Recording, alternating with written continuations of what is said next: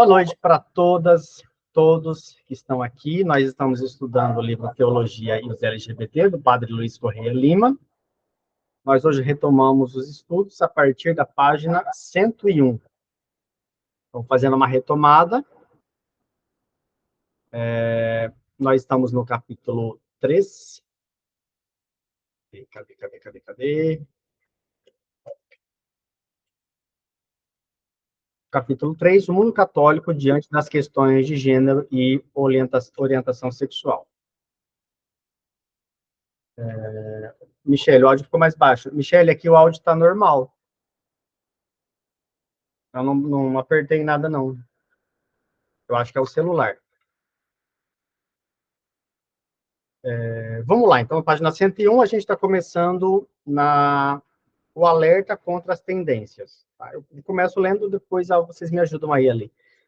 Todo mundo pode perguntar, ficou com dúvida, pode parar a qualquer momento, pode interromper, perguntar, comentar, trazer história. A gente vai crescendo junto. Então, página 101 ali. O alerta contra tendências teóricas oriundas do tema da mulher prosseguiu. Retomando o assunto anterior era, de onde veio a expressão ideologia de gênero? E aí o Padre Luiz está explicando. A expressão ideologia de gênero apareceu pela primeira vez em uma Assembleia dos Bispos no Peru, e ali pela primeira vez apareceu a expressão ideologia de gênero. Então, quem criou esse termo foi o então cardeal Ratzinger, depois ficou o Papa Bento XVI.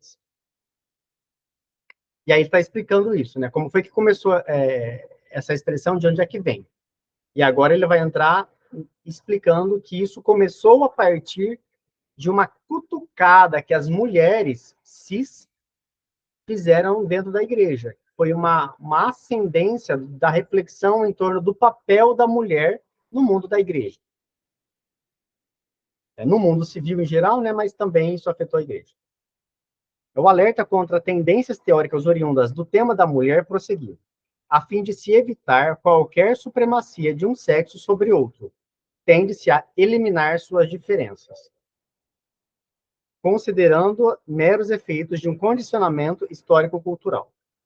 A diferença corpórea, chamada sexo, é minimizada, e a dimensão cultural, chamada gênero, é maximizada e considerada primária. Tal antropologia obscurece a dualidade dos sexos em favor das perspectivas igualitárias para a mulher. Questiona a natureza biparental da família, composta de pai e de mãe, e equipara a homossexualidade à heterossexualidade no novo modelo de sexualidade polimórfica. A motivação mais profunda dessa tendência estaria na tentativa da pessoa humana de libertar-se dos próprios condicionamentos biológicos. A natureza humana não teria em si características que se imponham absolutamente, mas cada pessoa poderia e deveria modelar-se a seu gosto, livre de toda predeterminação ligada à constituição essencial. Diante de tais correntes de pensamento, deve-se reagir inspirando-se na fé em Jesus Cristo. Em lugar do antagonismo e da eliminação da diferença entre homem e mulher, propõe a colaboração ativa fundada no reconhecimento da mesma diferença. Gente, isso aqui é muito importante. Esqueçam o livro um pouquinho, presta atenção aqui, por favor, porque eu vou explicar esse parágrafo, ele é um parágrafo-chave para abrir os próximos. É o seguinte. Existe uma discussão dentro da Igreja Católica que diz que homem tem um papel e mulher tem outro papel. E esses papéis, eles são rígidos, eles são fixos, não se mexe neles. Então, aquilo que é papel do homem é papel do homem, aquilo que é papel da mulher é papel da mulher. E ponto final. Mais ou menos, depois da Revolução Industrial de 1929, o crescimento, depois da Primeira e Segunda Guerra, começou-se a precisar de mão de obra para trabalhar. Por quê? Porque houve o aumento da produção, a guerra fez as pessoas começarem a questionar qual é o sentido da vida, por que eu estou nesse mundo, E aí começaram a pensar assim: se tiver mais trabalhadores, vai ter mais consumo. E isso vai aumentar o capital. E aí começaram a pensar assim: e se a mulher começasse a trabalhar? E se essa pessoa que está dentro de casa, ela começasse a estudar, ser mão de obra, trabalhar, não fosse só mãe? E as mulheres começaram a gostar dessa ideia de sair de casa. Elas começaram a ir para as fábricas. Elas começaram a ir para as fábricas, só que elas não ganhavam, faziam o mesmo que o homem fazia, mas não ganhavam a mesma coisa. Nem tinham acesso aos mesmos direitos. E ainda tinham que exercer o papel de esposa e mãe. E aí essas mulheres começaram a ficar revoltosas. E esse questionamento do papel delas dentro da sociedade começou a ser levado para dentro da igreja. Então, por que que não tem mulher madre? Tem o padre, a figura masculina que é padre. E se fosse mulher? Madre. Ah, mas já questionaram isso, não sei o quê. Então, começou a ter um discurso social de que há uma diferença entre homem e mulher, entre pai e mãe. E, por mais que a igreja diga que há concordância, que há similaridade, que os dois estão assim na mesma altura, começaram a ver que o discurso diz que sim, mas na prática não. Como é que começaram a ver isso? Pensando assim, não tem a padra, a madre seria, né? Não tem a madre. Por quê? Por que que mulher não pode estudar a Bíblia? Os mais novinhos aqui não vão lembrar disso, mas eu e outras pessoas que têm acima de 40, a gente lembra que as mulheres não podiam estudar antes de 1950. Não podiam nem ler a Bíblia. Aliás, ninguém podia ler a Bíblia no seu padre. A leitura e o estudo da Bíblia, ela foi liberado depois do Concílio Vaticano II, de 1962. Então, até então, nem a Bíblia os leigos podiam pegar. O homem já não podia pegar, a mulher muito menos. E isso tudo começou a ser questionado. Qual é o papel da mulher no mundo civil? Qual é o papel da mulher na igreja? Isso começou a crescer em nível mundial. Isso foi para dentro da igreja. E aí, qual é o pensamento da igreja daquela época e hoje? É de que não existe maior nem menor, há uma complementariedade. Esse é o discurso. Na prática, nem sempre funciona assim. Então, começou a haver, de um lado, uma pressão para que as mulheres ganhassem mais espaço no mundo civil e no mundo da igreja, e elas começaram não só a pedir mais espaço, mas começaram a questionar se os homens realmente são tudo isso. Se realmente o mundo gira em torno da figura masculina. Se realmente a figura masculina, o marido e pai, é aquele que detém o poder social e a capacidade de decisão. Se realmente essa figura masculina, o mundo gira em torno dela. E aí, se gira, por que dizem que todo mundo é igual? Se não gira, então a mulher, né, diria a mulher, eu gostaria de ter mais espaço público e de decisão social no mundo da sociedade civil e no mundo da igreja.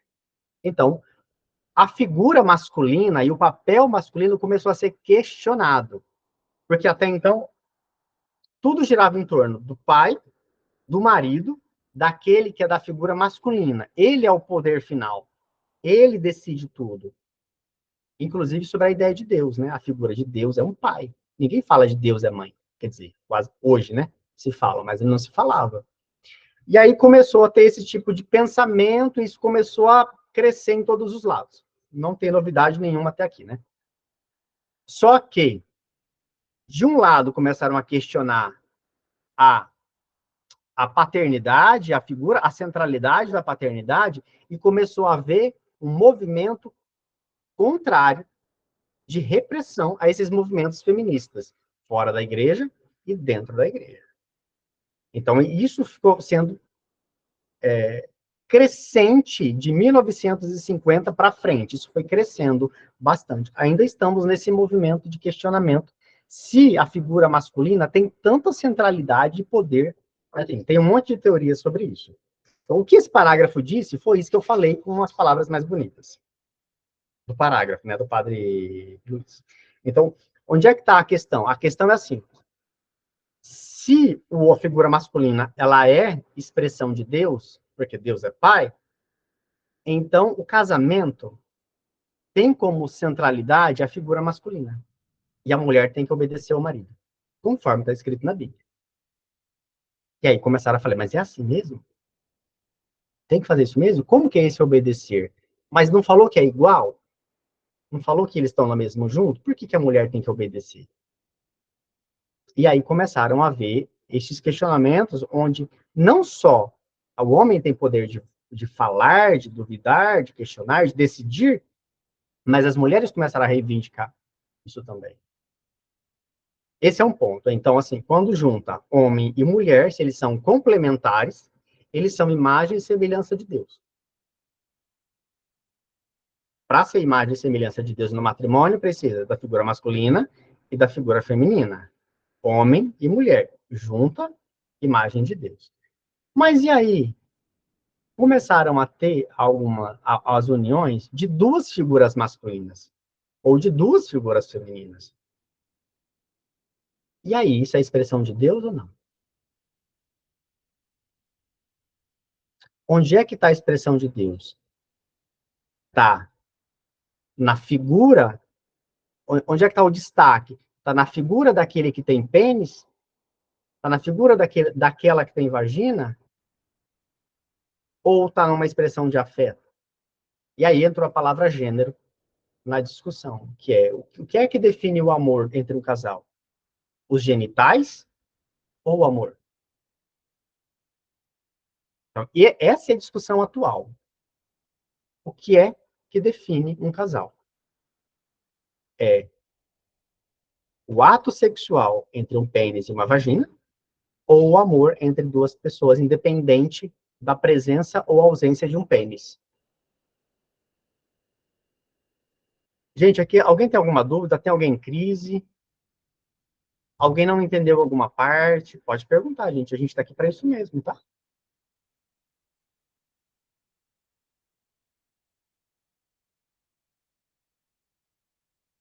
Não? Podemos seguir? Beleza. Vamos seguindo. Outra pessoa pode continuar lendo, por favor? Na página 102.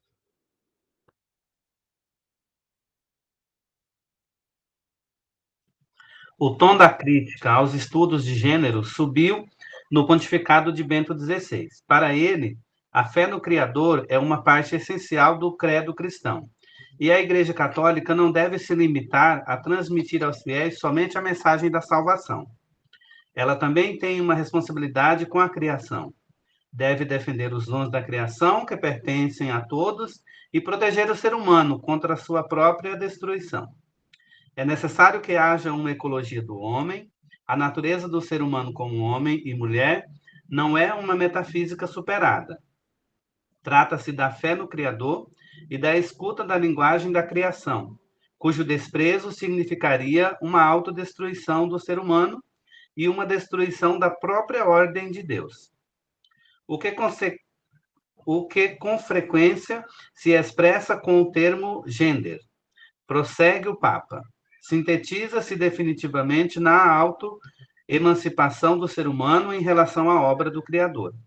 O homem quer fazer-se por sua conta e decidir sozinho sobre o que lhe afeta, mas deste modo vive contra a verdade, vive contra o espírito criador. Os bosques tropicais merecem proteção, mas não menos a merece o homem como criatura, no qual está inscrita uma mensagem que não contradiz a sua liberdade, mas que é sua condição. Beleza. Então, olha, esse parágrafo aqui que o Ailton leu é o seguinte. O que é que define um homem e uma mulher? Então, o Bento XVI, que era o cardeal, então cardeal Ratzinger, que era prefeito para a Congregação para a Doutrina da Fé, o entendimento é o seguinte, de que Deus criou homem e mulher, na figura do homem é aquela pessoa que tem pênis e sente atração afetivo, romântico, sexual pela figura da mulher. A mulher é aquela figura que tem a vagina e que tem seios e que tem a atração afetivo, romântico, sexual pela figura masculina, do homem. Este é o modelo da Igreja Católica. Vigente ainda, até hoje. É isso. E aí, o que não está dentro disso é discutível, é refletível, é questionável, mas não tem muito a dizer além disso. Por muito tempo, quem não estava dentro desse padrão foi tido como um desviado. Não tem trocadilho aqui, tá? Desculpa. Alguém que não está dentro do padrão. E aí haviam exceções e outros entendimentos. Então, o cardeal Ratzinger está dizendo ali, depois que ele assumiu de Papa, ele confirmou algumas coisas. Entre elas, que é o seguinte, de que o homem, quando a pessoa nasce, ela nasce com um pênis, com uma vagina. E o Papa diz, o Papa Bento XVI, diz que, ao nascer com um pênis e com uma vagina, esta é a vontade de Deus. De que tem uma vagina, então você vai gostar de uma pessoa que tem pênis. E de que se tem um pênis, você vai gostar de uma pessoa que tem vagina. Este é o modelo reafirmado pelo Papa Bento XVI. E aí, o Papa diz que quando não se segue deste lado, homem e mulher dão as costas para a vontade de Deus. E aí se rebelam contra a vontade de Deus. A questão é a seguinte, tá? Esse é o modelo, né? A questão é a seguinte. De onde o Papa tirou isso? Ele tirou isso dos textos bíblicos. Gênesis 1. Lá diz que nasceu homem e mulher, vão se unir, vão fazer uma só carne e tal. Só que não considera outras passagens da Bíblia que falam sobre outras questões, outras pessoas que têm outros desejos que não são especificamente heterossexuais. Só que esse é o modelo que foi acolhido e assumido pela Igreja Católica e reafirmado pelo Papa Bento XVI. O Padre Luiz está apresentando aqui como é que isso foi feito e o entendimento que o Papa tem de que a figura masculina e a figura feminina que não tem atração pelo outro está em não conformidade com a vontade de Deus. Não expressa a vontade de Deus. Beleza. Pega essa informação, guarda no coração, ela é importante. Agora eu vou trazer o lado pastoral. Onde é que isso bate no lado pastoral? Bate no seguinte. Pensa o seguinte. A gente está em 2024, e aí chega lá um jovem, tem vários catequistas aqui. Chega um catequista, chega um adolescente, lá na catequese, um menino, que sente atração afetivo romântica por outro menino. E aí o catequista diz assim, olha, quem não sente atração, o menino que não sente atração pela menina, não está fazendo a vontade de Deus. Deus não ama. Qual é a consequência disso na vida desse adolescente? Então, é isso que o Padre Luiz está propondo de reflexão aqui. E se fosse uma menina? Pensem numa menina lésbica de 18 anos, de 19 anos, sei lá, 22, 35, uma senhora de 60 anos que vai na igreja e escuta falando assim, o desejo homossexual é uma recusa da vontade de Deus. Agora, pergunta para um homossexual se ele consegue não desejar o que ele deseja. Então, onde é que está o equilíbrio aqui? Está na sinceridade com o próprio desejo. O que é sinceridade com o próprio desejo? É eu ser coerente com aquilo que eu desejo. Por exemplo, eu vou falar de mim, tá? Com todo respeito. Eu não sou modelo para ninguém. Não estou me colocando nesse papel, tá? É porque eu não posso falar de outras pessoas porque eu sou por causa da minha profissão, né? Sou psicólogo, tem que guardar sigilo. Então, eu vou falar de mim. Gente, eu já senti atração por mulher. Já. Já transei com mulher? Já. Mas isso é assim, 1%, 2%. Outros 98% é por homem. E eu não sei se é diferente. Não sei.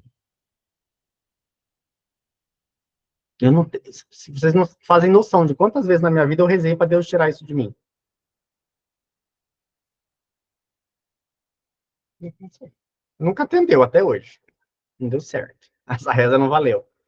E aí, se eu não consigo fazer isso, significa que eu estou dando as costas para Deus, porque é uma coisa que não está no meu controle, não está na minha. Eu não escolhi ser gay, eu nasci gay. Isso é como ter o olho castanho. Eu nasci, meu olho é castanho. Eu não tenho como fazer meu olho ficar verde. Não tem jeito. E aí, como assim? Deus só gosta do olho verde, não gosta do olho castanho? Então, essa é uma característica da pessoa. Então, onde é que está o pecado? Tá, o pecado acontece quando ela não é fiel àquilo que ela sente, àquilo que ela deseja. E está o pecado. É não ser coerente com aquilo que ela deseja. Ah, mas ela deseja uma coisa que é contrária à vontade de Deus. Ora, se a vontade de Deus é que a pessoa seja hétero, então ela vai nascer hétero. Ela vai ter o desejo pelo seu companheiro, companheira. Sabe qual seria o pecado? Aqui, hoje na teologia atualizada, seria se eu, sabendo que sou gay, fico saindo com mulher. Ou para esconder a minha bichice, ou para evitar ser criticado, rejeitado. Então eu vou destruir a vida de uma mulher, fazendo ela casar com um cara que não sente atração por mulher. Eu vou causar desgraça na vida dela. Desgraça ficou forte, né? Eu retiro isso. Eu vou causar problema na vida dela por isso. Então, aí tem a incoerência. Seria incoerente da minha parte. Então, onde é que está o ponto? Está na minha fidelidade ao meu desejo de ficar com outro homem, porque o meu desejo é esse. Estranho seria se eu saísse com outra mulher, né? Com uma mulher. Aí seria problemático. Pois não, Renata? Analisando aí sua reflexão, nunca tinha pensado por esse lado, sou novata nesse mundo, né? Estou entrando agora, então estou ainda aprendendo, me perdoem se eu falar alguma coisa errada.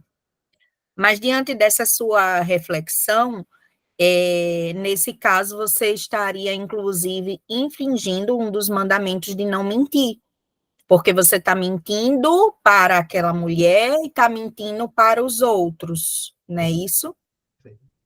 Exato, tem outras questões, assim, você está certa, né? Não mentir é pecado. Mas o complicado tá assim, não é só fazer mal para mim, porque isso vai me fazer mal. Eu vou ficar com depressão, eu não vou ter ereção. E vai fazer mal à mulher que está com você, porque eu conheço mulheres que passaram por isso, né, e passaram um tempo casadas, estavam se sentindo muito mal como mulheres, achando que, né, elas tinham algum problema de não despertar o desejo do marido, e passaram anos com essa pessoa, até que essa pessoa realmente decidiu, né, como fala, sair do armário, e elas se sentiram enganadas, se sentiram que perderam um tempo valioso de juventude, né? Então, assim, sofreram muitas consequências, né? Como você disse aí no início, vou causar desgraça. Não deixa de ser, dependendo do tempo que tenha sido esse outro relacionamento, né? Pode se considerar assim. Não sei, eu retiro aquilo lá porque é muito forte. Mas, Renata, isso que você traz é muito reflexivo. Eu acho que aqui começa a dificuldade, que é o pecado começa em relação à sexualidade quando a gente não é fiel a quem a gente é. Porque eu não tenho dúvida nenhuma, gente. Eu falo sem medo nenhum. Eu tenho certeza que Deus me quis gay. Eu tenho certeza absoluta disso. Porque eu não sei ser diferente disso. Não dá. Pergunta para um hétero se ele consegue ser diferente de ser hétero. Ah, mas a pessoa é bi. Sim. Então, ela pode, assim, olha só, olha, a bissexualidade é maravilhosa, eu acho uma coisa fantástica, a bissexualidade. A bissexualidade, a pessoa gosta de homem e de mulher, mas ela pode escolher um, e tá tudo bem. O problema é se ela escolhe um, continua saracuteando com outros, né? Aí, não dá. Aí o problema não é a escolha, é o comportamento não honesto de ser fiel àquilo que foi escolhido. Fala, Hilton. Só citar um exemplo aí, reforçando o que a colega colocou.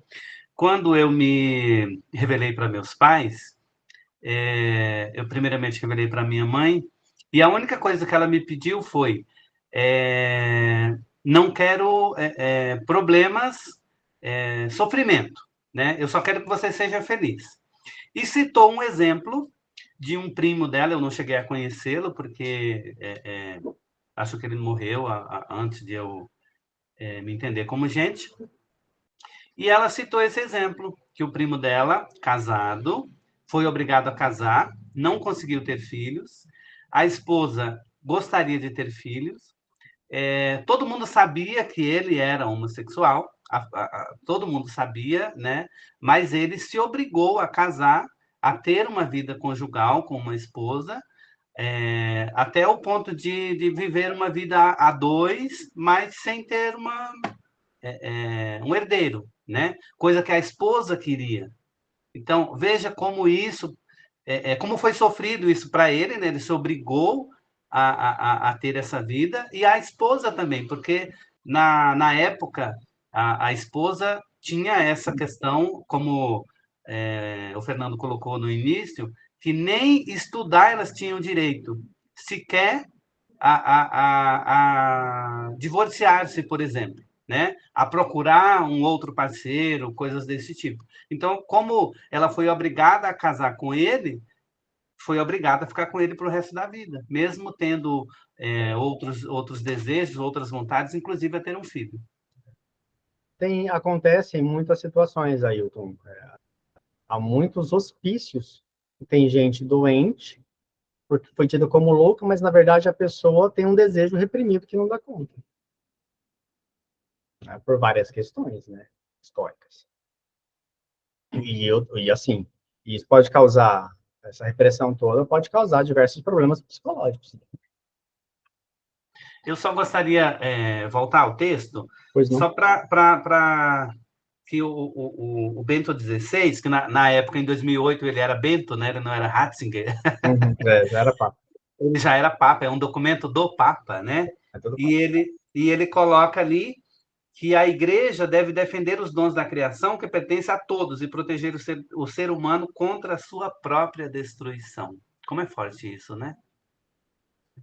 Pois é, aqui é o seguinte, aqui essa frase, ela é para salvaguardar a procriação.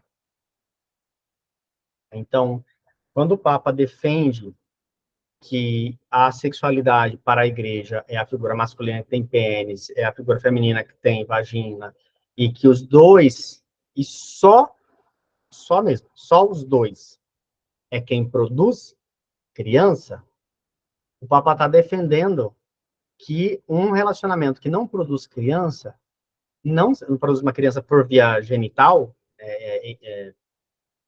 orgasmo, intravaginal,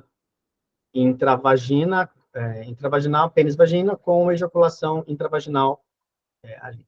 Ele não seria expressão de Deus pelo fato de não ser, aspas, natural. Então, a igreja não entende que sexo entre dois homens ou duas mulheres seja natural. Por natural aqui, entenda uma questão moral, tá? Agora, a gente pode trazer uma reflexão sociológica sobre isso, é uma coisa que a gente já conversou aqui, né? Não vou retomar. Mas quando a gente fala natural, a gente também diz da natureza. Porque não tem um homem que sabe que é gay, ele não tem como escolher não ser gay. Assim como uma mulher hétero, um homem hétero, não tem como escolher não ser hétero. Então, não foge da natureza. Então, quando o homem ou a mulher, gay ou hétero, é fiel ao seu desejo, ele não peca.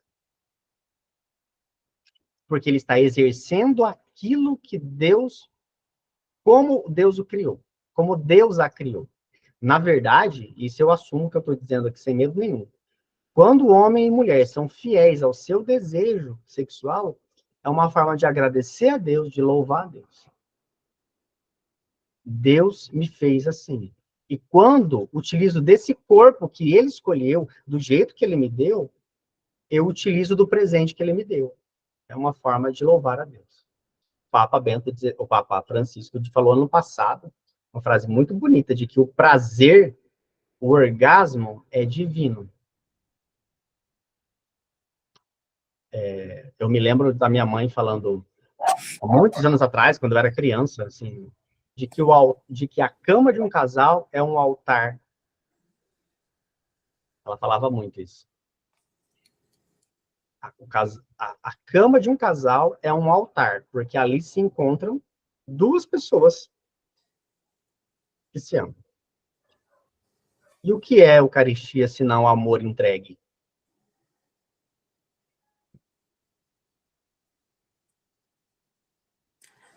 Fernando, Pois não?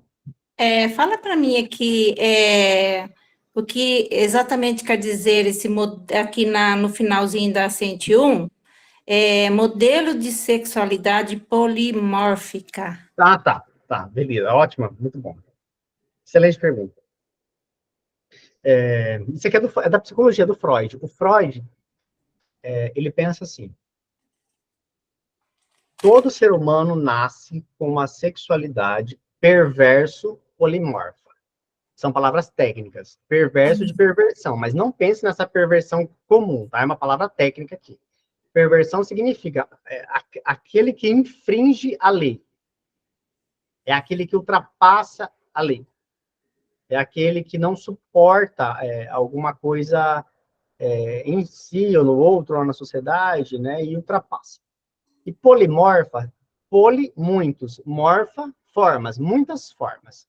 Então, Freud está querendo dizer que a criança, quando ela nasce, todo o corpo dela é passível de sentir prazer. Todo o corpo. Quando eu digo todo o corpo, é todo o corpo mesmo, né? Então, a cabeça. Quando essa criança sente a mão quente da mamãe, o bico do peito da mamãe, essa criança fica excitada. Não é excitada de erotizada. Excitada no sentido de tocada, de afetada. Quando a criança recebe o colo da mamãe, do papai, sente o calorzinho, quando ele sente o calor do papai, os pelos do peito do papai, quando os peitos do peito do papai cola nessa criança, encosta, e essa criança escuta a voz do papai, sente a mão do papai ali, a criança sente prazer. É um prazer erógeno e não erótico. Erógeno significa corporal. Erótico está vinculado a pênis, vagina, ato sexual, libido sexual. Então, uma criança, todos nós, por Freud, nascemos perverso polimorfos, porque a gente nasce como um corpo inteiro capaz de sentir prazer. Então, a gente vai sendo erotizado ao longo da nossa infância para aprender onde é que a gente sente prazer. E o que é a infância, se não uma fase de descoberta do próprio corpo? Eu descubro que eu tenho um pé, de repente você pega a criança, ela está colocando o pezinho na boca, eu tenho um pé, eu tenho a mão, né? Olha só, quando eu subo aqui pela boca, depois sai aqui um negócio no meu popô. E a minha mãe vem me dar atenção. Toda vez que eu faço o cocô, ela vem me dar atenção, ela me limpa, ela me toca. Ai, como é bom sentir isso da minha mamãe. Gente, a criança não pensa tão logicamente assim, mas ela expressa isso o tempo todo. Então, a criança ela vai se descobrindo onde é que ela sente mais prazer ou menos prazer. Por isso que polimorfa, muitas formas. Tem muitas formas de sentir prazer. Todo o corpo é passível disso. É assim que muita gente descobre fetiche depois, em pé, em orelha, em mão, na boca, no mamilo, lugares. Excelente pergunta, viu, Maria José? Então, o padre Luiz está dizendo assim, tal antropologia obscurece a dualidade dos sexos em favor das perspectivas igualitárias para a mulher. Questiona a natureza biparental da família, composta de pai e mãe. E equipara a homossexualidade à heterossexualidade no novo modelo de sexualidade polimórfica. Então, uma sexualidade polimórfica é uma sexualidade que tem muitas formas, porque a sexualidade dentro da igreja, ela é monomórfica. Ela só existe um modelo, e esse modelo é heterossexual. Então, quando aparecem as possibilidades, os questionamentos da presença da mulher na igreja, na sociedade, na igreja, o questionamento em cima da figura masculina, paterna, homo, heterossexual, começa a haver um questionamento assim, peraí, então, será que esse modelo heterossexual, ele é mesmo verdade? Será que não existem outras formas de afeto, de amor, que podem ser família também, além desse modelo heterossexual? Então, existe esse questionamento posterior, que é trazido aí por uma revolução feminina, na verdade. Não é uma revolução gay. Ela é, inicialmente, uma revolução sobre a presença da mulher. E depois é que ela migra para questionamentos em torno da homossexualidade. Então, será que a heterossexualidade é mesmo o único modo de ser feliz? O único modo de ser? Será que o casamento entre pessoas do mesmo gênero, ele é uma ofensa a Deus mesmo? Então, começa a ver isso. É por isso que começaram a ser apresentadas outras formas de relacionamento que não a monomórfica que a Igreja Católica mantém até hoje. Então, aí vem esses questionamentos. Duas mulheres juntas as duas sentem prazer na vagina, elas sentem prazer nos seios uma da outra. E de outras formas, não necessariamente, somente, exclusivamente nos genitais. Mas elas se amam. E aí, elas são... Esse relacionamento, ele é possível de ser santo? Ele é desejado por Deus? Ou ele é uma ofensa a Deus? São as perguntas que estamos tentando responder. Consegui trazer alguma luz, Maria José? Tá bom. Sim. Gente, alguém mais quer fazer alguma pergunta, algum comentário? Tem alguém em crise, com dor de cabeça? Não? Então vamos lá, Hilton. Continue, por favor. Os ensinamentos da igreja sobre os homossexuais e suas uniões foram abertamente contestados por uma parte do clero de Chicago. Em nome da dignidade da pessoa humana e do respeito que lhe é devido, estes padres criticaram a demonização de gays e lésbicas e o tom de tamanha violência e abuso contra eles, que são filhos de Deus e da igreja.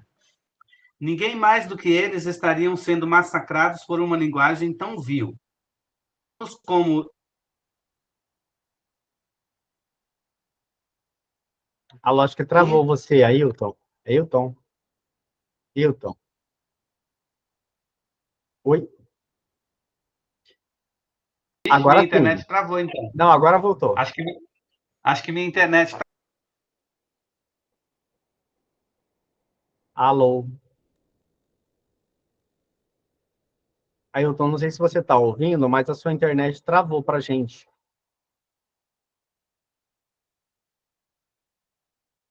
Bom, enquanto ele se estabiliza, alguém pode continuar lendo, por favor?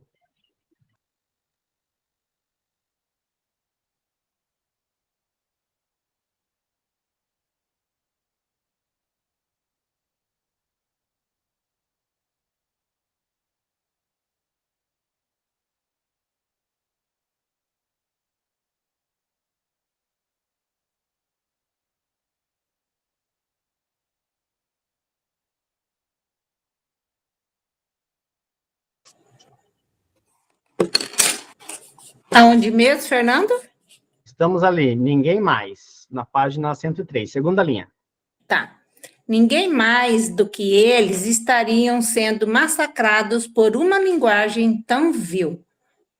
Termos como intrinsecamente desordenados, uniões nocivas, graves depravações, legalização do mal e grave prejuízo para o bem comum.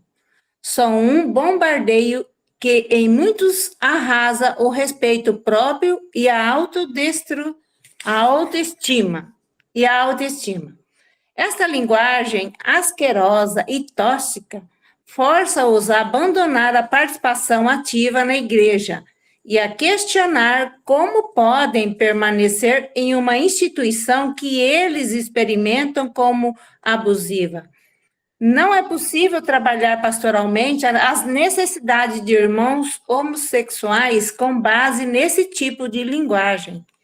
Os padres propõem um novo clima de abertura de diálogo, que inclua a experiência vivida dos fiéis, reconhecendo a bênção divina na vida de inúmeros homossexuais em seus relacionamentos, e que suas vivências sejam ouvidas com respeito. Então, esse parágrafo aqui ele é interessante, porque ele traz a experiência de padres e bispos nos Estados Unidos, né, na cidade de Chicago, escrevendo um documento dizendo que essas expressões que estão em alguns documentos da igreja, expressões como desejos intrinsecamente desordenados, uniões nocivas, graves depravações, é um tipo de linguagem que mais afasta do que aproxima. E aí eles sugerem que esses termos eles sejam refeitos, reescritos, tratados de outra forma, porque como essa linguagem ela é muito agressiva, e aí a pessoa, imagina só, você é gay e você namora e você vai na missa e o padre fala assim, vocês gays, vocês estão numa relação de depravação, vocês são um bando de depravados. Pois é, tem um monte de padre que fala por aí. Então isso afasta as pessoas. Talvez, se é necessário fazer uma admoestação, chamar a conversão, com essa agressividade não vai ajudar. Eu acho que não é nem a questão de chamar para conversão, né? É uma questão de ser homofóbico mesmo. Pode continuar, por favor. Ele voltou, será? Voltei, estou aqui. Mas pode continuar. Apesar de fortes críticas aos estudos de gênero e à legalização do casamento gay, houve um avanço em relação à descriminalização da homossexualidade. No final de 2008, foi apresentada na Organização das Nações Unidas, na ONU, uma proposta encabeçada pela França em favor dessa descriminalização em todo o mundo. A proposta incluía o fim da discriminação por orientação sexual e identidade de gênero. Na época, segundo grupos de direitos humanos, o homoerotismo era punível em mais de 90 países, podendo levar à pena de morte no Afeganistão, no Irã, na Arábia Saudita, no Sudão e no Iêmen. A proposta francesa gerou um debate acalorado. Teve a adesão de 66 países e a rejeição de 57. Esses, liderados pelo Egito, apresentaram uma declaração de oposição. Certo. Então, vocês vejam que fora da igreja existe já uma pressão de muitos países, é uma pressão sobre questões civis, para que isso seja tratado, a homossexualidade seja tratada de uma forma natural, não condenatória. E é claro que isso vai respingar no entendimento cristão. E aí, diante de um pedido oficial na ONU, a igreja resolveu se manifestar. Vamos ver com o que ela disse. Pode continuar, Maria José. Na ONU, a delegação da Santa Sé manifestou apreço pela proposta francesa de condenar todas as formas de violência contra pessoas homossexuais. E exortou os estados, inclusive os muçulmanos, a tomarem as medidas necessárias para pôr fim a todas as penas criminais contra ela. Para a igreja, as relações sexuais livremente consentidas entre pessoas adultas não devem ser consideradas delito pelo poder civil, mas a Santa Sé se opôs ao fim da discriminação por identidade de gênero e orientação sexual. Alegou que isto poderia se tornar um instrumento de pressão contra os que consideram o comportamento homossexual moralmente inaceitável. Não reconhecem a união homossexual como família, nem a sua equiparação à união heterossexual, e nem o seu direito à adoção e à reprodução assistida. Então, aqui, de um lado, tem países que no mundo civil pedem para que seja retirada a criminalização da homossexualidade e seja retirada a condenação de pena de morte, mais presente aí hoje em torno de 90 países. E aí a igreja diz assim, a gente é a favor de que não seja tornado crime. Quer dizer, a gente é a favor de que não seja feita nenhum tipo de discriminação. Ponto. Mas em nenhum momento a igreja disse, nós apoiamos esta união. Isso é muito importante, gente, porque assim, uma coisa é dizer assim, pensem num casal que vocês conhecem, um casal qualquer. Aí, esse casal homossexual, masculino, feminino, enfim, vai na igreja. Aí, o padre diz assim, as duas pessoas dizem assim, padre, a gente quer casar na igreja. E o padre diz assim, eu apoio a união de vocês, eu apoio que vocês sejam livres, eu concordo que vocês vivam juntas, eu não quero que vocês sofram nenhum tipo de discriminação, mas eu sou contra vocês ficarem juntas. Eu não concordo que vocês passem por discriminação, sejam xingadas, eu não concordo que vocês apanhem na rua, eu não concordo que vocês... Mas eu sou contra vocês. Mas eu silencio sobre o amor de vocês. Então, é um posicionamento de conciliação. A igreja diz que é contra gays serem tratados mal, mas não disse que é a favor de quem eles são e das práticas que eles têm. Ou seja, é um posicionamento que é contra qualquer pessoa. Então, assim, não precisa ser gay para apanhar na rua, para ser xingado. Ninguém merece ser xingado. Mas uma coisa é dizer assim, eu quero que você seja bem tratado, mas eu não sou a favor do que você pratica.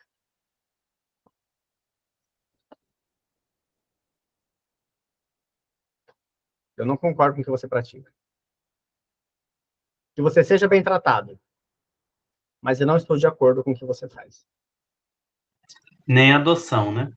Nem adoção. E isso é um problema, porque no Brasil, os acordos da Santa Sé com o governo brasileiro tornam o casamento religioso com validade no civil. E aí, casais, agora já pode, né? Esse livro foi escrito antes disso, mas hoje casais homossexuais podem adotar. Antigamente, na época desse livro, não poderiam. E a posição da igreja é de que não deveria adotar crianças. Mas é colocada alguma dificuldade a mais nesse processo de adoção quando o casal é homossexual? Antigamente era. Ainda hoje, aliás, esse ano, Renata, tem uma uma decisão, eu acho que é do ministro Toffoli, eu posso estar errado, eu vou pesquisar agora, fiquei curioso, eu vou jogar no grupo depois ali de WhatsApp, de que alguns juízes no Brasil, eles estavam dificultando a adoção quando o casal era homossexual. Por exemplo, haviam juízes que estavam pedindo que o casal fizesse um tipo de teste ou de declaração de sanidade mental. São pessoas descontroladas, são pessoas descompensadas, são pessoas que não têm uma boa saúde mental, porque se são gays, eles são gays por doença. Então, eu preciso de uma declaração de um profissional para comprovar que essas pessoas eles têm sanidade para poder educar uma criança. É o tipo de pedido que não é pedido para casais heterossexuais. Então, o Supremo Tribunal Federal, este ano, soltou uma nota dizendo que está proibido de que juízes utilizem da identidade de gênero ou orientação sexual para definir ou não, permitir ou não a adoção de crianças. É Michele trazendo uma informação aqui, vamos ver.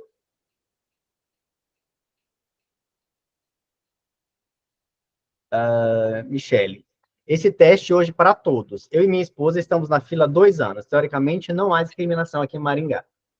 Que bom. E me diz uma coisa, já que você é psicólogo, tá? Aí eu estou perguntando como você é profissional da área, né? E realmente eu não sei, nunca li sobre o assunto. No caso de crianças, certo? Que são criadas por um casal homossexual, seja 2 homens ou 2 mulheres. Há algum prejuízo nesse desenvolvimento, certo? E aí é uma pergunta realmente de quem é leigo e de quem está entrando nesse mundo agora, tá? Com todo respeito a todo mundo. Há algum estudo que diga, né, se há alguma confusão na cabeça dessas crianças por causa do que se sabe que a mulher é a mãe, que o homem é o pai, e que tem que ter um pai, que tem que ter uma mãe, né? Há algum prejuízo psicologicamente para essas crianças precisam de algum acompanhamento por causa disso, não por causa de outras coisas, ou as crianças hoje conseguem entender melhor isso? Existe algum, digamos assim, algum protocolo que diga que deva ser seguido? Tá. Primeiro, muito obrigado, Renato, pela pergunta. Essa pergunta que você faz, eu recebo sempre, quando eu vou dar palestra em escola, quando eu vou em alguma associação de bairro, às vezes num grupo de catequese, sempre tem um pai e uma mãe que pergunta isso, né? Porque isso é muito falado. Afinal, para a saúde de uma criança, ela precisa ter a figura do homem e da mulher. Uma criança que não tem um homem e uma mulher como pai, como mãe, é uma criança problemática? Agora, eu vou trocar a pergunta. Eu vou só virar ela de lado, tá? Assim. Vocês conhecem, nós estamos aqui em, acho que 10 pessoas. Vocês conhecem alguma criança que foi criada por um pai e por uma mãe e que não tenha nenhum problema? Nenhum problema, não existe nenhuma pessoa sem nenhum problema. Então, existe uma relação em que ter uma figura masculina e uma feminina é garantia de sanidade mental? Não, mas o que eu perguntei não foi nem em relação a isso. Eu digo no entendimento dessas crianças de que eu tenho 2 pais ou eu tenho 2 mães. Porque, por exemplo, a primeira vez que eu tive contato com um casal e que eles, 2 homens, eles foram os responsáveis por começar a mudar a minha forma de ver o homossexual, porque até então, acho que até eu botei no grupo uma discussão sobre as paradas gay, o quanto essas paradas sempre me influenciaram negativamente a ver as pessoas homossexuais, certo? Porque eu dali generalizava para todos, e como, lógico, a televisão coloca mais em pauta e mostra mais o que é o que vende mais, o que dá mais audiência, eles mostram mais as coisas, lógico, né? Do tipo, não sei como chamaria, quando usa... Genitalizado, putaria, gente Isso, bebendo, bacanal. enchendo a cara de cachaça, bacanal. Isso. Então, a televisão, os jornais, os blogs, eles chamam a atenção e botam fotos disso. Eles não mostram as outras coisas. coisas. De fora. É aqueles caras com uma sunga minúscula. Isso, exatamente. Então, a parada gay sempre foi responsável de eu ver negativamente as pessoas gays. E aí, há um tempo atrás, eu, como fono, eu fui contratada por um casal homossexual que tinha adotado 2 meninos, já grandinhos, acho que 7, 8 anos de idade, e eles fizeram questão de adotar aqueles que estavam deixados de lado, que ninguém queria, né? Então, eram 2 meninos da cor negra, que tinham muitos problemas de saúde, porque tinham sido retirados de casa, na verdade, porque passavam por violência doméstica e psicológica, e eles decidiram... Então, eles foram responsáveis, porque eu achei linda a história deles, e eu ia atender os meninos no apartamento deles, então eu entrei na intimidade da família. E eu fiquei, assim, maravilhada. Eu digo, gente, então existe homossexual que é assim, que tem ética, que dá amor, que abre mão da sua vida, digamos, os 2 eram professores universitários, abrem mão de estarem viajando, né? Salário de 2 professores universitários que têm mestrado é bom. Então, abrem mão de ter ali, digamos assim, sua vida de casado, mais solteiro, viajando, gastando, fazendo o quê? Para dedicar sua vida a 2 crianças que ninguém queria e que são cheias de problemas que eles têm que estar gastando com terapia, levando para terapia, ensinando tarefa, que já deveriam, pela escola, estar lendo e escrevendo e não estavam, porque não tinham acesso à educação. Então, eu olhava assim o apartamento deles, né, com aquela curiosidade que eu acho que todos têm quando não conhece ninguém intimamente que seja homossexual. Eu olhava para as fotos... de homem pelado.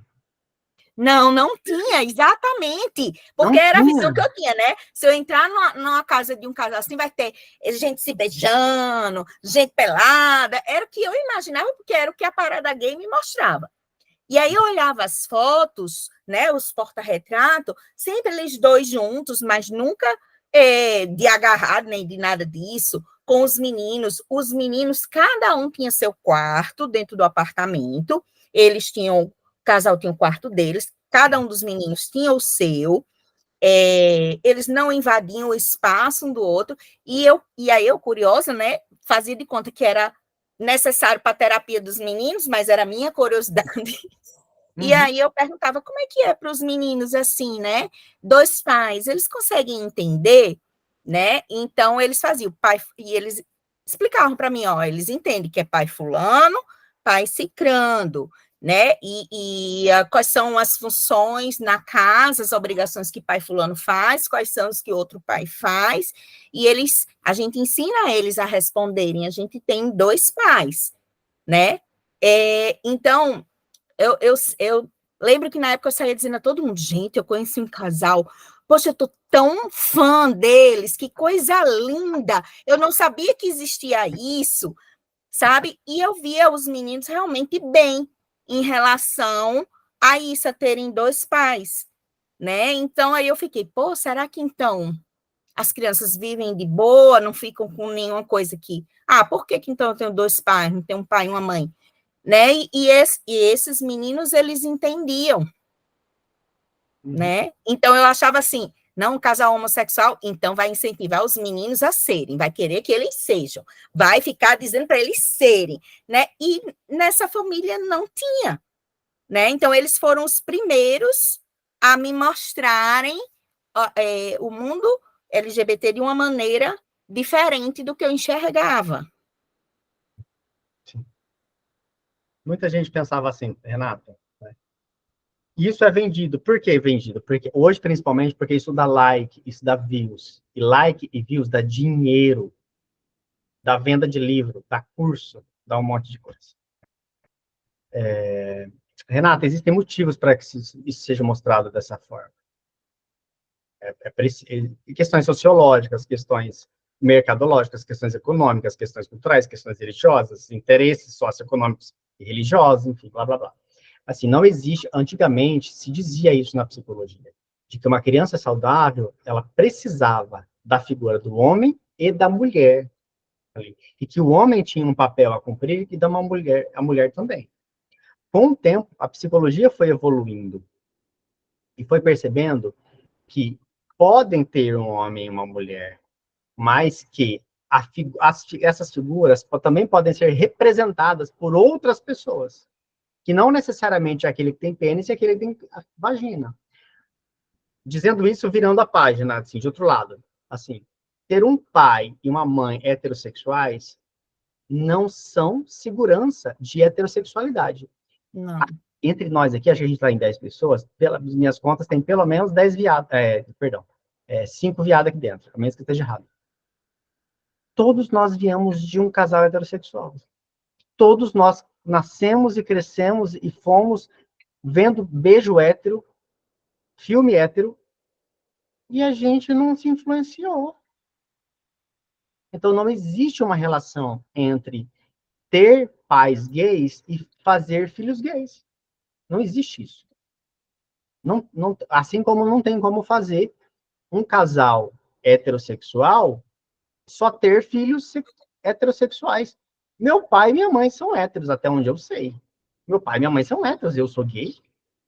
Por que eu não nasci hétero? Porque eu só convivi com héteros na minha vida. Gente, eu sou o primeiro viado da minha família. Depois de mim, aí abriu o curral, né? Agora tem uma parada de bicha, sapatão, pra todo lado. Mas eu não tive contato com gays. Não tive. E me diz uma coisa, uma só outra pergunta. Perdão, só para mim não perder a linha de raciocínio. Tá. Então, não existe garantia. Existe um discurso, Renata, existe um discurso sociocultural religioso. A psicologia falava isso, sim, é verdade. Só que a psicologia foi evoluindo e trazendo outras coisas. Então, hoje se fala que precisa ter uma figura que exerça um papel de carinho, de afeto, de acolhida, e uma outra de autoridade. Agora, isso não está vinculado obrigatoriamente a quem tem pênis e a quem tem vagina. A criança vai eleger uma pessoa ou outra para fazer isso. Ela vai sempre mais apegada com um, com o outro, ela vai obedecer mais a um ou outro, precisa de pessoas que exerçam a função paterna e função materna. É isso. Agora, nem sempre a função materna é feita por uma figura que tem vagina. Nem sempre a função paterna é feita por aquela que tem pênis. Por exemplo, aqui em casa mesmo é o contrário. A função mais materna é do meu marido e a mais paterna sou eu. Ele que trocava fralda, que dava leite, que faz a tarefa da escola, ele que está no grupo das mães da escola, e eu que passo o dia trabalhando, que sustenta a casa, que ele é que lava a louça, que cozinha. Os meninos até um dia desse não sabiam nem que eu sabia fazer ovo frito. Eles ficaram impressionados. Um dia desse que eu fui fazer ovo frito. Ai, mãe, você sabe fazer ovo frito? Eu digo, menino, pelo amor de Deus. Né? E lá no Colégio dos Meninos, meu marido é apelidado pelos maldosos como lá vem a mamãe, né? E meu marido até diz, eles nem sabem o quanto eu adoro esse apelido de dizer que eu sou a mãe, né? Não tenho problema nenhum com isso, eu e ele, e os meninos, a gente não tem problema com isso. E os meninos entendem, por exemplo, que quando de manhã quem vai fazer o café da manhã é o pai, quem vai fazer o jantar é o pai, né? Eles entendem, isso é tranquilo. E aí vem uma outra pergunta, né? Porque também acontece na escola dos meninos. A escola dos meus filhos, que foi a escola que eu estudei quando era criança também, e trabalhei nessa escola, então tenho uma história com a escola. Aboliu da escola, do calendário da escola, a comemoração de Dia dos Pais e Dia das Mães. E agora tem só um dia, que é o Dia da Família. E aí eu vou dizer minha opinião hoje, certo? Que o tempo todo eu estou dizendo, minha opinião hoje, porque eu estou entrando no estudo, pode ser que eu mude. Minha opinião hoje, eu não concordo com retirar dia de pai e dia de mãe. Eu concordo em adicionar o dia da família e não retirar dia do pai e dia da mãe. Eu sou muito frustrada de não ver uma apresentação, porque eu lembro que eu queria fazer para minha mãe e para o meu pai, e hoje eu não posso ver dos meus filhos. Aí a justificativa é justamente essa, porque eu moro aqui em Natal, num bairro que tem, que tem uma grande concentração de casais homossexuais, tá? Então, na escola deles tem muito. Uma criança que é filha de 2 homens ou de 2 mulheres vai causar a eles danos psicológicos, porque na escola tem a comemoração do Dia dos Pais e do Dia das Mães, se ele só tem 2 pais ou só tem 2 mães, porque aí eu penso que não, justamente porque existe esse papel, e se essas crianças estão sendo criadas como casais como esse que eu conheci, e que elas são esclarecidas a isso não vai causar nenhum dano, ou seja, o direito deles de ter o dia da família não esbarra no meu de ter o dia das mães. Eu não acho que a gente tem que tirar o direito de um para dar ao outro. Eu acho que todos têm que ter o direito. E que aquele, por exemplo, que é dia das mães, mas aquele que faz, por exemplo, se fosse aqui em casa, se a gente fosse do jeito que deveria ser, meu marido iria para o dia das mães e eu iria para o dia dos pais. Então, por que uma das mães não pode estar lá no dia dos pais ou um dos pais não pode estar lá na comemoração do dia das mães? Causaria, então, um problema psicológico e por isso tem que ser abolido o dia dos pais e dia das mães? Aí eu pergunto para o psicólogo. Estou deixando de saia justa, né? Não, eu escuto isso todo dia. Não tem nenhuma saia justa aqui, não.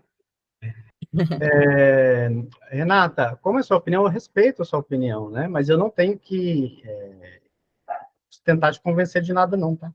Você pode ficar pensando desse jeito. Não, a minha questão é, causa algum transtorno para essas crianças que têm 2 pais e 2 mães ter o dia dos pais e o dia das mães? Não sei. Eu preciso conversar com uma criança que quer passar por isso. O que eu consigo te dizer é que existem muitas crianças que, no dia dos pais, não tem o pai dentro de casa. 70% dos lares brasileiros, está em estatística provada, 70% é gerido somente por mulher. Mesmo tendo vindo de uma família hétero, né? Dentro de um ambiente hétero. E aí a gente Eu não tinha, meu pai não ia por causa de trabalho, mas minha mãe ia no dia dos pais, e eu não me sentia ofendida, porque tinha os pais de uns e o meu estava minha mãe, por exemplo. Ou meu avô vinha de Recife para cá, para ir no dia dos pais. Esse é o seu caso. E está tudo bem. Isso. Mas a gente não pode pegar um caso particular e generalizar. Hoje as relações estão muito... Ailton, perdão, Ailton, é só para me concluir meu pensamento ali. Então, o que são feitas hoje são tentativas de evitar problemas psicológicos. Não existe comprovação psicológica de que uma criança que não tem pai, ou que tem 2 mães, ela tem mais ou menos prejuízo do que as outras. O que são feitos é tentativas de acolhimento à multiplicidade de famílias. Então, aqui a gente tem que pensar na criança, principalmente, e não no desejo, na satisfação paterna-materna. Então, o que a gente precisa pensar? De que, para uma criança, ela tem a parentalidade, ela tem pessoas de quem ela pode se agradar, de quem ela quer homenagear. Pode ser chamada de pai, pode ser chamada de mãe, pode ser chamada de avó, pode ser chamada de tio. Agora, dentro de uma realidade onde 70% dos lares brasileiros não tem a figura paterna, para quem é entregue o cartãozinho do Dia dos Pais? Qual é o significado que isso tem? E, Renata, ninguém substitui ninguém. Isso é papo para vender livro. Ninguém substitui ninguém. A criança, ela vai ter 2 pais, ela vai ter 2 mães. Não tem aquela figura masculina. Quem é o pai da relação? Isso não tem. Então, existem escolas que estão tentando fazer uma tentativa não é de eliminar as diferenças, mas é de acolher a diversidade. Agora, como cada escola faz isso, eu não consigo te dizer se está certo ou se está errado. Eu não conheço a escola que você citou, eu não conheço o bairro. Acho que isso precisa ser visto com a escola. Do que eu sou a favor? Eu sou a favor de que a escola tenha autonomia de discutir com a sua equipe pedagógica e com o conselho de moradores do bairro, alguma coisa, o que é melhor para aquela realidade. E aí sim. Agora a questão, você está olhando, eu não vou receber do Dia das Mães. Você vai continuar sendo homenageada. Você não vai deixar de ser homenageada. Você continuará sendo. Agora é diferente de um pai e uma mãe que nunca pode ir. Lá, pense, por exemplo, em duas mulheres, onde se elas vão no Dia dos Pais, uma delas, lá, olha lá, é gay. Aí causa constrangimento. Em vez de ensinar a cidadania para todas as crianças, ensina a homofobia.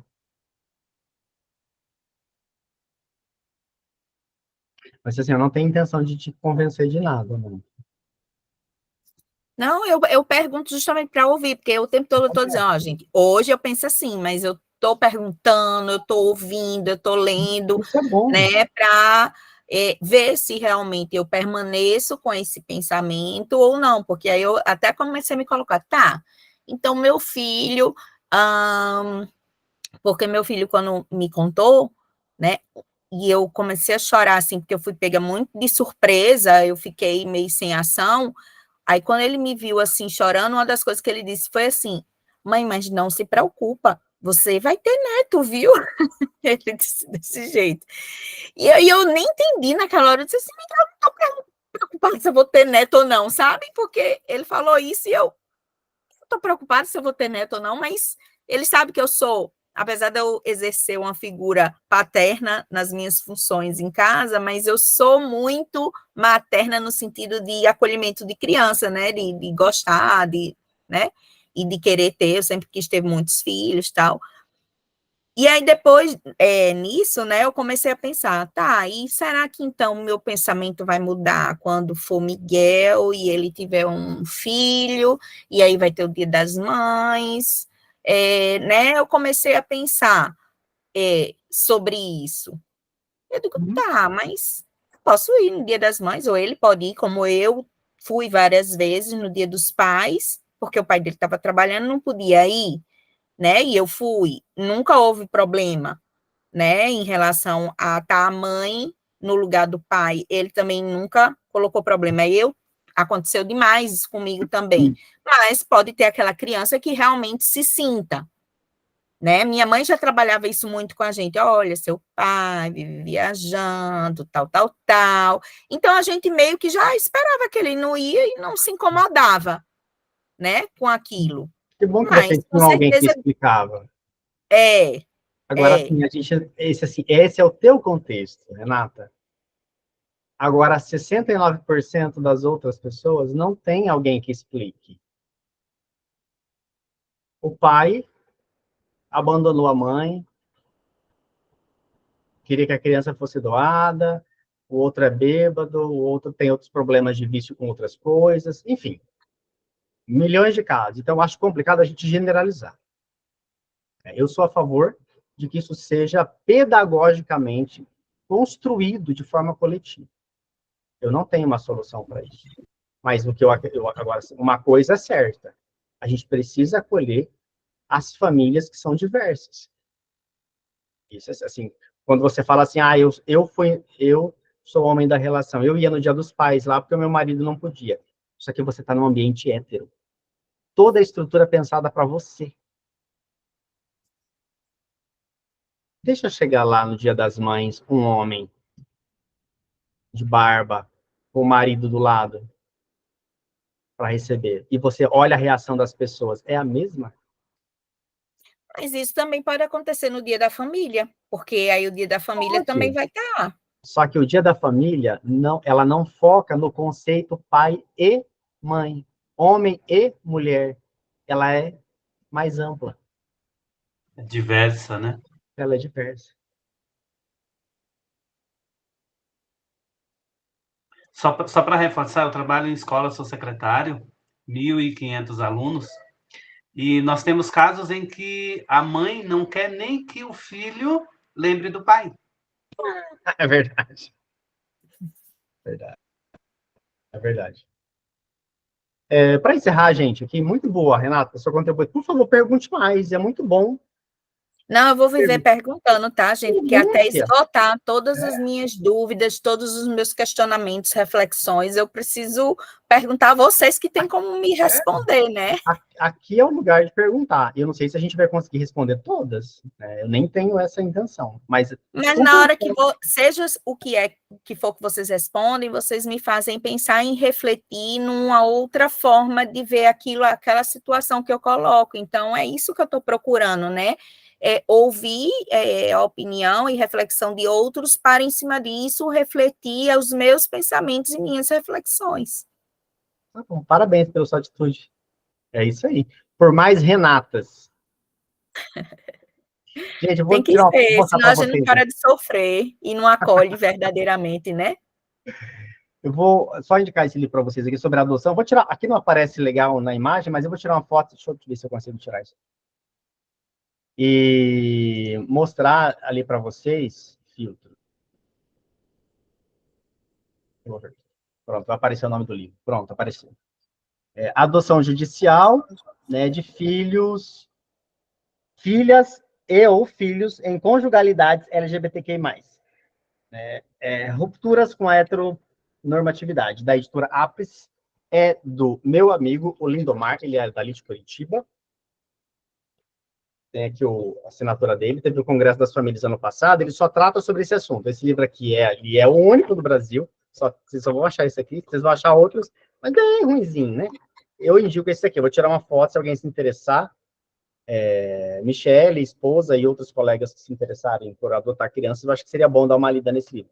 Ele tem desde a parte jurídica, a parte psicológica, a parte social familiar, vale muito a pena.